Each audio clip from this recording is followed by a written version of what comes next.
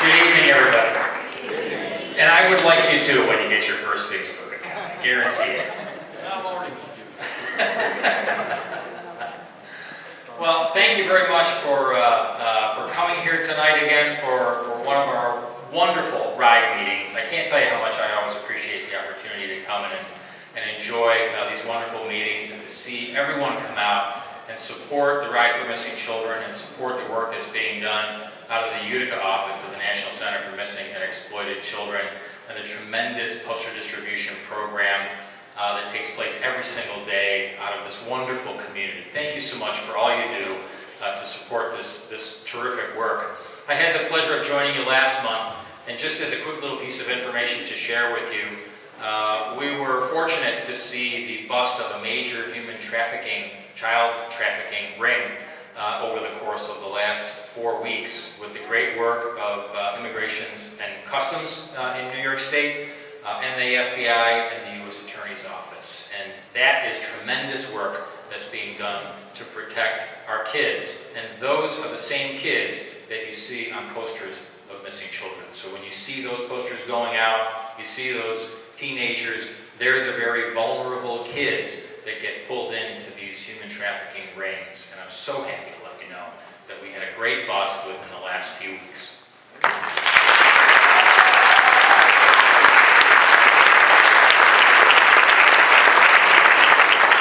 I've had the pleasure of introducing our guest speaker several times before, and I'm a firm believer that people come together for a reason. You are all coming together for a reason tonight and over the course of the next several months, and have come together, some of you, for many years for the greater cause of bringing missing children home. About 5 years ago now, I think it has been, I was helping to run a conference with the U.S. Attorney's Office and the FBI in a little town of Batavia, ways down the thruway, focusing on child pornography and a lot of the evil things that happen to kids in the world. And of course, I was working on all the electronics, and I had shut my phone off so that I wouldn't be interrupted. And at the end of the day, you know, there's always that litany of messages that you get to listen to when it's all done. So on my ride back to Rochester, I was listening to my messages, and I heard a voice of a young man on that message. And the voice was of our guest speaker tonight, Scott Berne. And Scott called and left a message that candidly was life-changing for me in many different ways. And that message was really a short but sweet and impactful one. He said, "I'm the survivor of a parental abduction, and I'd love to talk to you and let you know my story." And of course, I dropped my phone and tried to stay on the road and all that kind of a thing. And then when I got back to my office, I called Scott.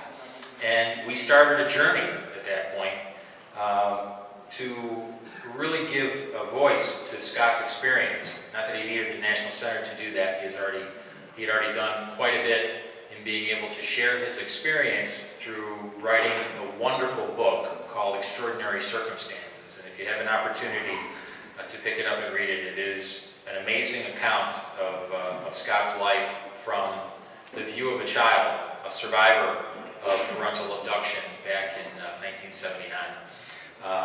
Scott has done an amazing job, I think, sharing the word of what parental abductions are all about. He's joined us before here at the Ride for Missing Children, and he's joining us again this evening. Please join me in welcoming Scott Berne.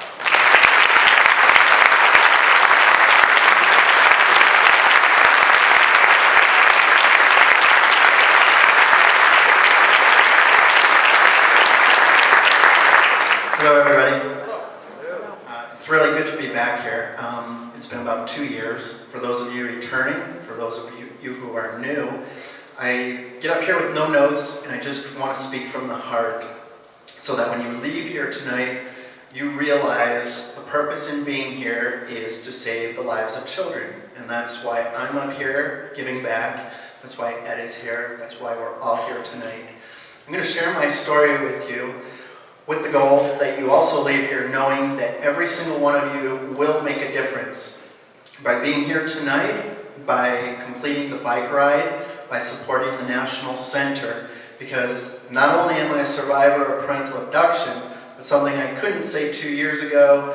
I am now also a proud board member of the National Center of Missing and Exploited Children.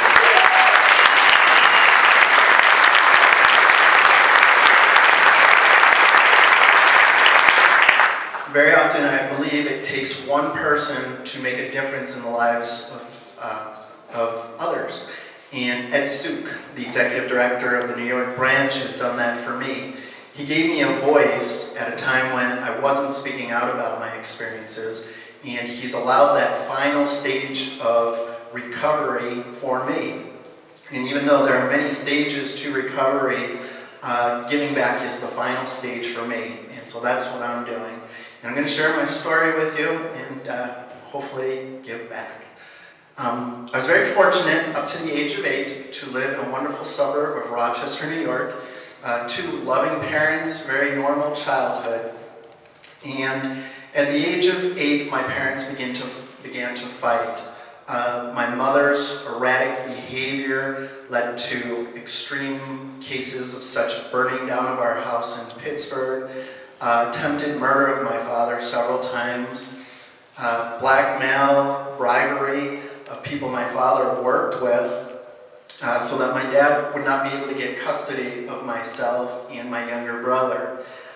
It backfired, and after 2 years of visitation going back between Rochester and Long Island, where my mother lived, after 2 years of that and a long, lengthy trial, my father received custody of us. At that time, that was in 1979, at a time when fathers usually did not receive custody of children. Little did they know that on the very first unsupervised visitation with my mother, we left Rochester in the middle of the night and we headed to Boston Logan Airport, where we caught a plane and we left the country. And that began our journey for the next 2 years. We would live in 5 countries, 13 different residencies. We constantly changed our names. We didn't go to school. We would leave the residence, leaving everything behind with just a moment's notice. We were extremely brainwashed. I was brainwashed that my father was no longer living, and I no longer had a home in Rochester to come back to. When you're 10 years old and you're with your mother, the brainwashing works. Looking back now, I think, how could I have allowed that to happen? But it's amazing the power that a parent has over the children in a circumstance such as that. We were taught to fear authority. There was no schooling. And after 2 years of traveling, and we ended up in Houston, Texas. We still did not go to school. We had no friends there. And our photos were placed by my father, who I thought was no longer living, in the 1981 August edition of Ladies' Home Journal.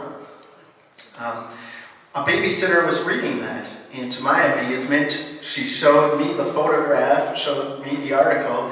I didn't even know my father was still alive. She quickly called the FBI, and within a few minutes, the FBI was at this apartment building where she was sitting us, and we were there for hours. We were held by the FBI, and my mother showed up and did not surrender peacefully. It's vivid images, it's the most dramatic day of my life. As she was trying to escape, the guns were drawn. It was out of a Hollywood picture. At that time, the National Center did not exist. No one knew what to do with a parentally abducted child, and this was 1981. John Walsh did not found the National Center for Missing and Exploited Children until 1984.